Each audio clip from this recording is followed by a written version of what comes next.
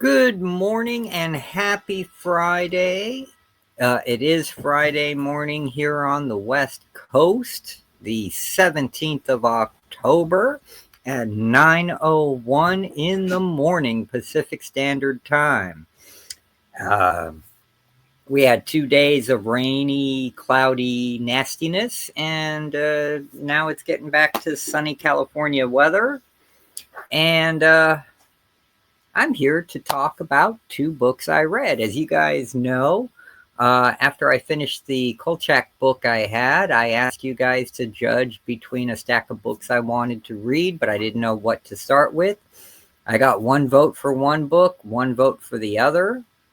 So I decided to read them both. And those books were Robert E. Howard's Solomon Kane, Volume 1, called The Moon of Skulls, and sci-fi writers Edmund Hamilton's The Vampire Master and Other Tales of Horror.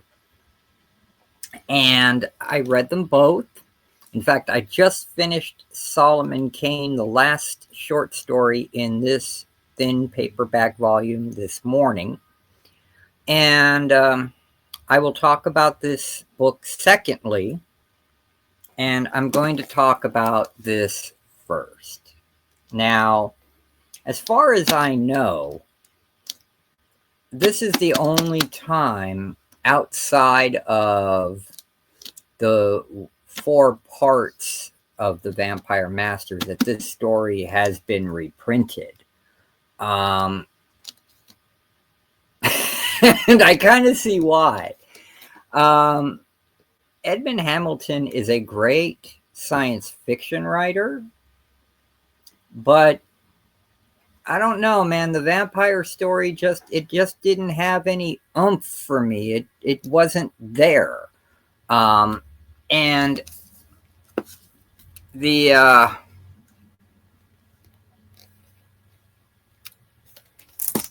protagonist, which is supposed to be an expert in all things occult, including vampires, Dr. Dale, is really, really inept at his job.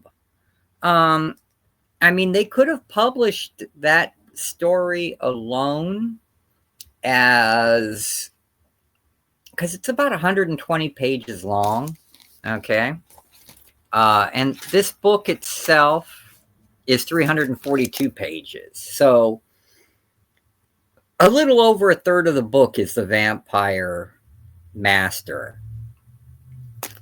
And he's supposed to be the expert, and he seemed really inept at his job. And they came up with some interesting ideas to defeat the Vampire Master and the horde of vampires he created by the end. I shouldn't say horde, that's an exaggeration, that's hyperbole. It's actually, he created 3 vampires, then him, and he was about to turn a 4th, and they got him. Okay, finally, at the end of the story. Now, there's a lot of repetitiveness in the story, a lot. And I think that has to do with the book, the novella, being serialized. Okay, I'm going to get some coffee here.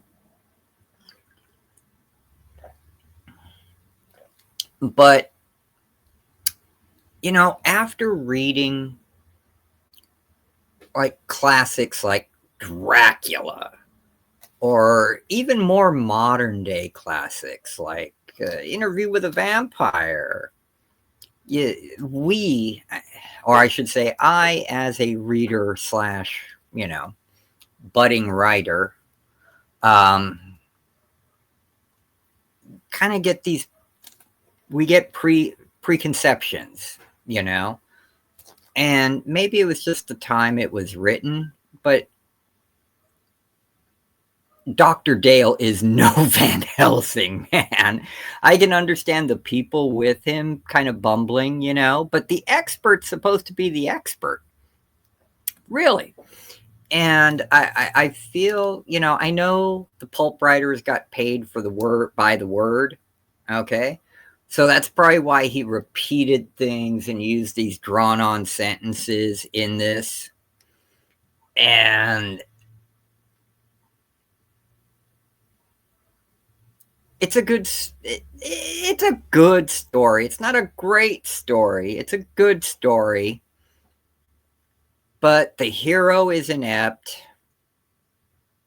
3 or 4 people get killed around him that he couldn't do, he couldn't do anything about. Uh, the 2 women that were under his protection still got turned into a vampire.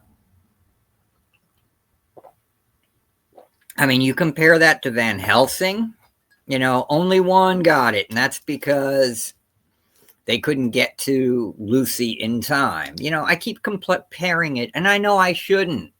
I shouldn't compare a pulp novella that was serialized in 4 issues of Weird Tales to a classic like Bram Stoker's Dracula. But I am, because Stoker set the standard. I can't help it. And I do appreciate that Edmund Hamilton took his hand at writing some supernatural stuff and the occult detective genre. But I can see why this book is the totality of all of his horror tales. Okay. His sci-fi is much better than this stuff.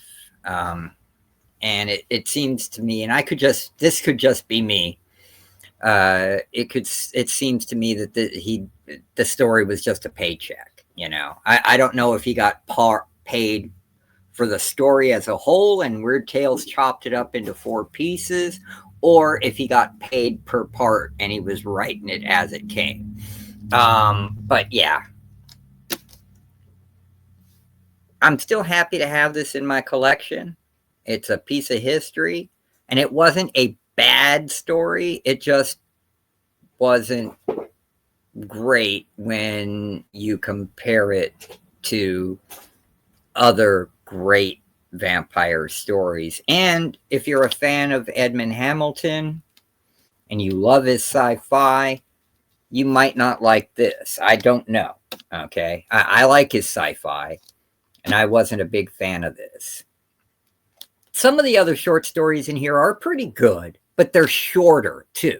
That's why, I think. I think it's just, it was too long. This 120-page book, novella, The Vampire Master, probably could have been done in maybe 40 pages. We could have told a nice, tight story that would have had great pacing and everything. But that's just me. That's just me. Your mileage may vary on this book. And I haven't seen this reprinted since this was originally reprinted, and I believe it was reprinted back in 2000. So it's a 25-year-old out-of-print book. This is the regular trade hardback edition. There was a limited edition hardback that sold for $100.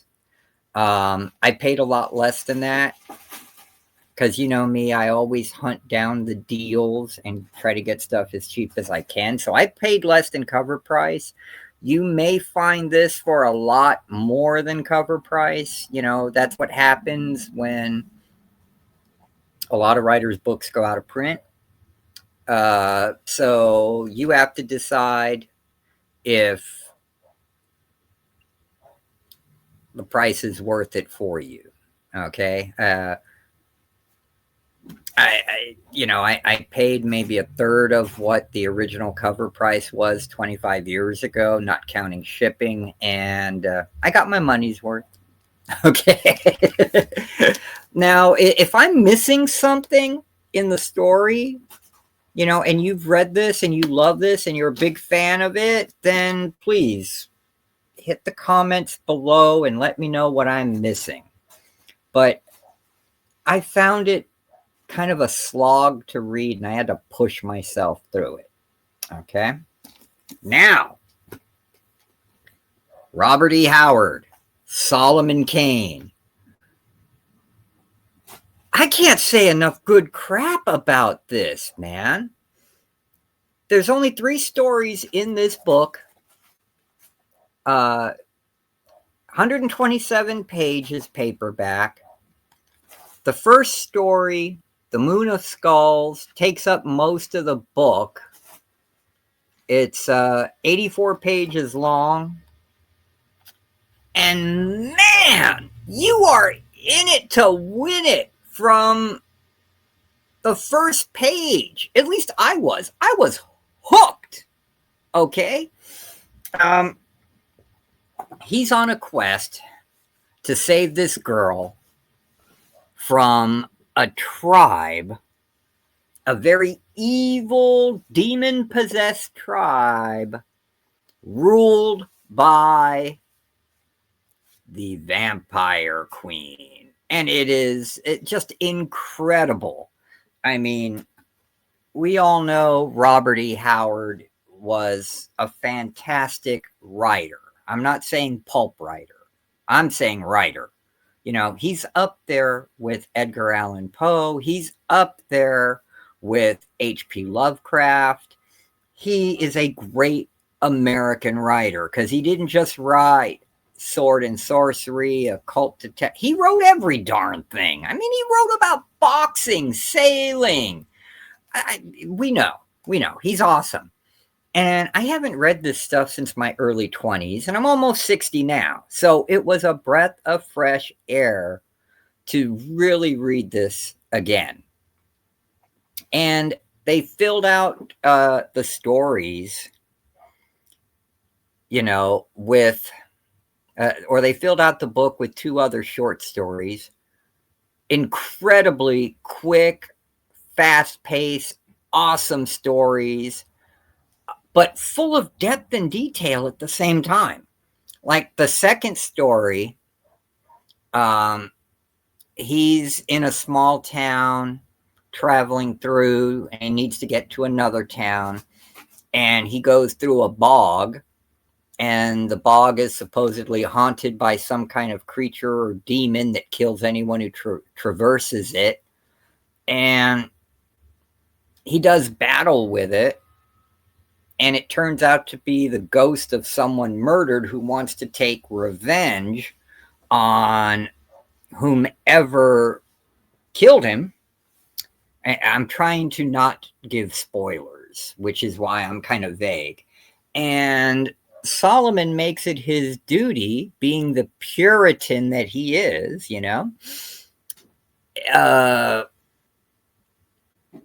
to find out who the killer is, so the ghost can have his vengeance and be put to rest. Very Old Testament, eye for an eye type stuff. And the prose, when he speaks, I mean,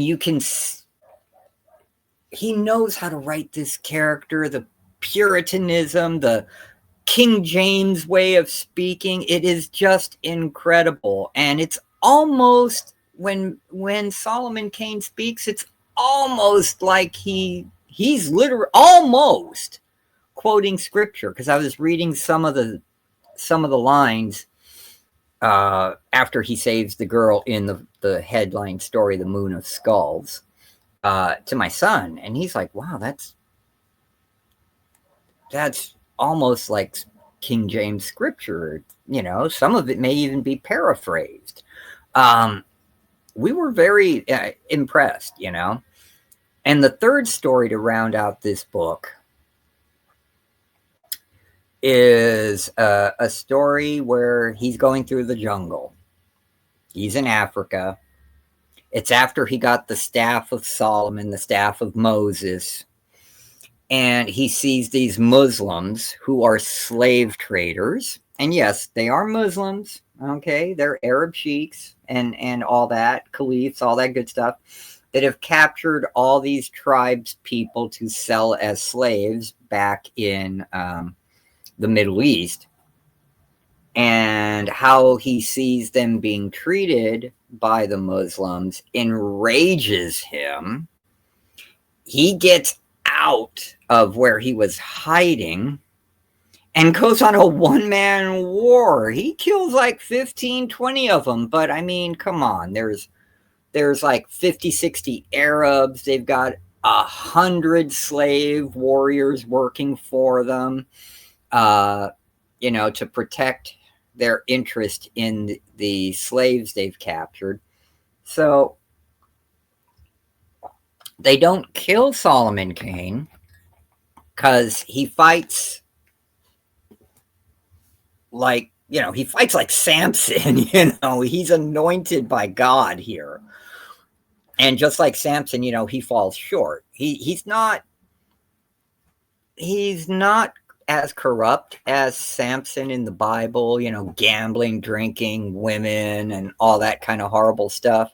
He is very Puritan, but he's very Old Testament rather than New Testament Jesus, love thy neighbor, all that stuff, He's definitely eye for an eye, tooth for a tooth. When he sees evil, evil has to be squashed. That's it. There's no gray there. Good is good, bad is bad. And that's one of the things I really like, Good is good, evil's evil. And that's the way it should be, man. But they realize what he is, the sheik does. And he still captures him, and he's going to sell him back in Saudi Arabia because he knows someone that wanted to take revenge on Solomon Kane. So he figures he's going to get paid a pretty penny for it. And as they're marching back, they come to a clearing where they set up camp. And it's really awesome because they discover some crazy mausoleum in there, and the sheik wants to get in it because he thinks there's rubies and it had to be built for a king, but it's thousands of years old and it's made out of some kind of black stone with a huge iron door that was locked and welded shut. And they're like, they don't understand, this is evil, and he didn't listen because greed and avarice overtook him. And he gonna learn today. Okay, if you haven't read Solomon Kane by Robert E. Howard, because all you know is Conan and Cull and Bran MacMorn, you need to read it. Solomon Kane came before Conan. Incredibly good stuff. Okay. Now, you don't have to get the old paperbacks like I did. I got these because for some reason, there's 3 of them in the set that reprint. They say they reprinted all the stories. But for some reason, the Dell Big Trade paperback collected edition seems like it's thicker. But that may be because there's art and other stuff in there. And these are just the Solomon Kane stories. But anyway, you got to read this stuff. It is awesome. Incredibly good stuff. So that is it for my Occult Detective reviews today. Yes, Solomon Kane is an occult detective. Dr. Dale of the Vampire Master is an occult detective. One, not so impressed by. The other, even though I read it like 35 years ago, I came back to it and I'm still impressed by it. But again, your mileage may vary. Okay. Next thing I'm going to read, because I'm very intrigued, is Ezekiel Creed. by the pastor Brandon C. Warr. Okay, I can't wait to read this. And after watching Michael K. Vaughan, I watched one booktuber, talk about the complete John Silence stories, and he wasn't impressed. But Michael K. Vaughan was.